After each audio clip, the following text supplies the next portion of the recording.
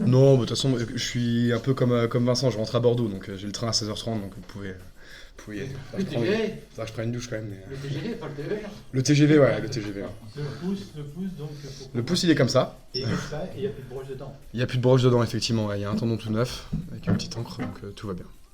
C'est le top.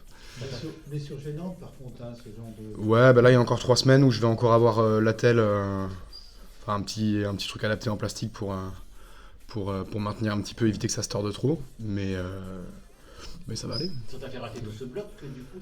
Ouais, tout le bloc. Bah, en fait, je me suis opéré, mais avec la broche dedans, on pouvait pas. C'était trop compliqué, quoi. Le médecin voulait pas. Si ça se casse dans enfin, ça aurait été un bazar sans nom, quoi. Donc, si on compte bien, toi, t'es toujours en quête de ta première victoire avec le SAK. Absolument, merci de me le rappeler, ça fait plaisir. Mais c'est un groupe, j'ai gagné avec les gars, mais c'est vrai que j'ai un peu vécu les victoires de l'extérieur, entre guillemets, quoi, même si j'étais là, évidemment on reste au contact, hein. C'est vrai qu'on ne nous voit pas quand on joue pas, mais on est là quand même tous les matins à 8h, même avant, souvent le groupe d'ailleurs. Et voilà, on fait toutes les vidéos, on fait tous les cardio, on fait tous Ça les... va faire redoubler l'envie aussi de revenir vite. Ouais. Après, moi ça va, c'était pas long. Il y en a qui sont, malheureusement, que vous avez pas... Enfin, que ceux qui connaissent pas n'ont pas encore vu. Qui sont pour quelques mois, donc c'est pas ouais, c'est un autre travail quoi, mais c'est aussi un travail à faire si on veut revenir. Tu le prends comme un coup d'arrêt quand même parce que tu commences à t'installer, tu as fait les matchs de préparation. Non, mais après m'installer, voilà, je pense que les 3 premiers matchs, un peu comme la majorité de l'équipe, j'ai pas forcément été au niveau quoi. Je pense pour des raisons diverses et variées, mais j'ai pas fait ce qu'il fallait, donc je pense pas que j'étais installé. Et quand on voit ce qu'Irakli fait depuis qu'il est arrivé, je pense que oui, j'ai du boulot à faire, donc je vais essayer de commencer ce week-end. Justement, c'est Chambéry en plus. Ouais, c'est Chambéry, ouais, Coïncidence. ouais. Ouais, coïncidence, je ne crois pas. Non, mais ça fait plaisir de. Voilà, je vais revoir quelques copains que j'ai gardés de là-bas. C'est plaisant de retourner là-bas et puis en plus de voir qui marche bien depuis le début de saison. Elle a beaucoup changé cette équipe. Beaucoup changé, alors faudrait faire un pourcentage de ceux qui ont changé ou pas, mais oui, il y a eu pas mal de turnover, mais en même temps, il y a quand même une ossature qui reste relativement similaire, quoi. Les coachs ont changé, il y a pas mal de joueurs effectivement qui sont arrivés, je crois que c'était une quinzaine de départs ou quelque chose comme ça. Ouais. Mais ça reste finalement un turnover relativement classique pour une équipe de rugby, quoi. Donc Et sur ce qu'elle produit depuis le début de la saison. c'est là que ça a beaucoup changé. Mais c'est le jour et la nuit, qu'en fait l'année dernière on était très peu confiants et là c'est ce que disait Vincent, voilà, ça se fait des passes sans regarder, c'est tout leur réussi et voilà, c'est du boulot, ils l'ont créé, ils l'ont généré et maintenant ils en reçoivent les fruits. Donc c'est... Et à domicile, ils sont encore plus impressionnants, ils passent 40 points quasiment à tout le monde. Ouais, ils ont passé 40 points. Alors c'était quoi? C'était Suresnes, Aubenas et Blagnac, je crois, qui y sont allés. Ouais, effectivement, hein. Alors même contre Blagnac, ils font un début de match qui, je crois, était en tout cas au niveau du score un peu plus lent. Et puis ils ont accéléré sur la fin et ils ont mis 40 points à tout le monde. Tous ceux qui sont allés à Magère, hein, pour ceux qui, C'est un qui pays de connaissent. rugby, c'est un pays, il y a une ambiance de rugby dans la ville. Bah, alors c'est compliqué à dire parce que moi j'ai fait une année Covid là-bas. Ah Donc, oui. Ah oui, pardon. alors j'arrivais de Nantes, donc c'est vrai qu'en ville on est quand même, le logo peut être plus rapidement reconnu qu'à Nantes où on nous demande s'il y a une équipe de rugby et parfois. Ce qui est dommage d'ailleurs, parce qu'il y a un super club de rugby, mais bon, j'espère qu'ils vont monter d'ailleurs. Bisous à eux.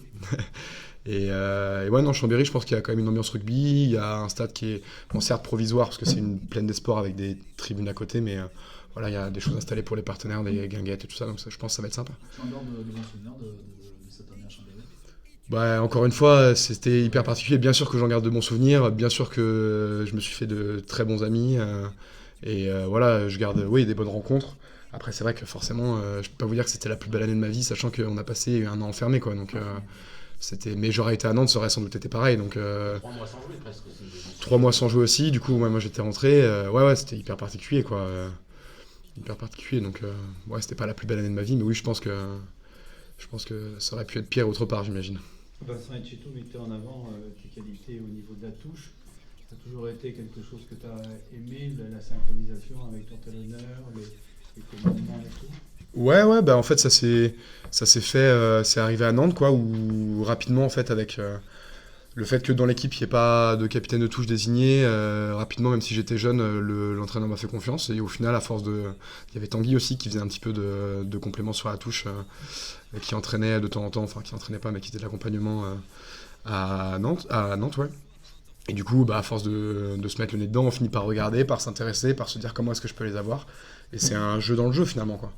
C'est une fois qu'on arrive en touche, il faut arriver à effacer, entre guillemets, à switcher, comme on dit, sur le plaquage qu'on a bien réussi ou qu'on a mal fait ou le coup qu'on a pris sur la tête et réussir à avoir les idées claires et à être précis et à 100% dans la tâche qu'on nous donne, quoi. Donc, Tu connaissais quelque chose d'Angoulême avant d'arriver ici? d'Angoulême? Ouais. Bah pas trop, non. Non. Pas trop. Non, j'ai pas été, ouais, je vais dire agréablement surpris. Franchement, je suis arrivé, je sais pas, je m'attendais à rien, mais je suis arrivé, je trouve une belle ville et un beau stade et un super public. Donc non, franchement, je suis très content d'être venu.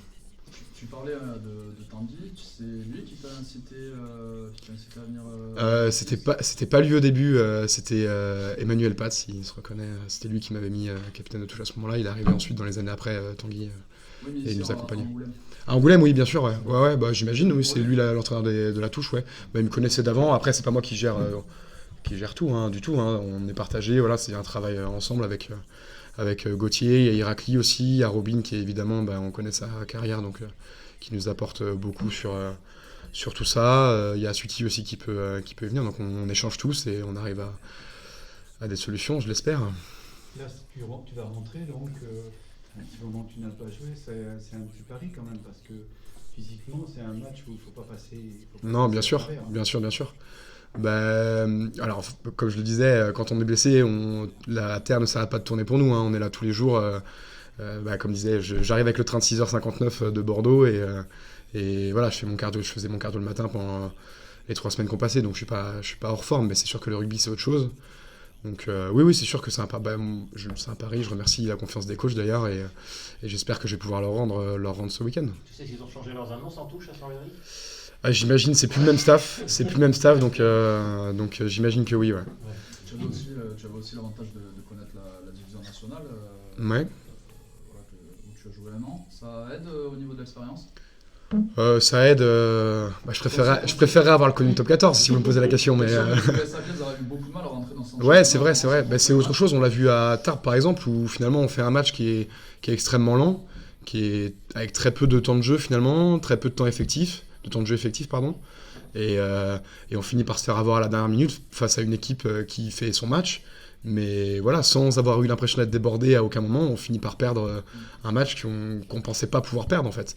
Et surtout ça, la nationale, c'est costaud, c'est solide sur les mêlées, sur les touches c'est embêtant, en maul pareil, c'est costaud et puis il faut pas se faire avoir quoi, faut réussir à, si l'engagement est pas là et qu'on n'arrive pas à hausser tout ça au niveau de la conquête, on finit par se faire avoir sur des matchs comme ça, quoi.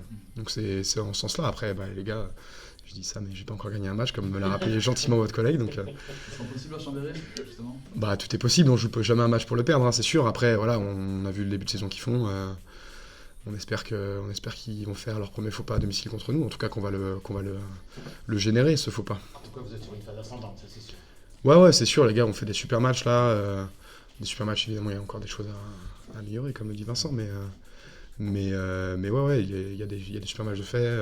Tu dois sentir dans le moral aussi du groupe.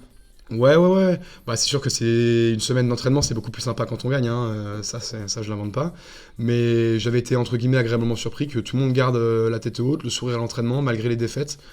Voilà, c'est un environnement qui était à la fois nous soutenait et à la fois pouvait un peu nous tirer dans les jambes. Et finalement, je trouve que quand même tout le monde est resté relativement soudé et plutôt souriant toute la semaine, ce qui est pas donné, hein, dans un groupe de 40 quand on perd le week-end, de réussir à garder le sourire à l'entraînement toute la semaine, c'est pas...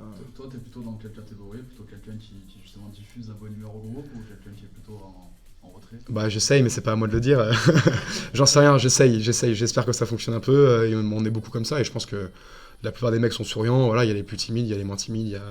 C'est comme dans la vie, quoi. D'être quelqu'un de joyeux. J'essaye, ouais.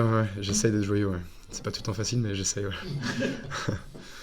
Ok. Bon, merci. Hein. Merci à vous. Et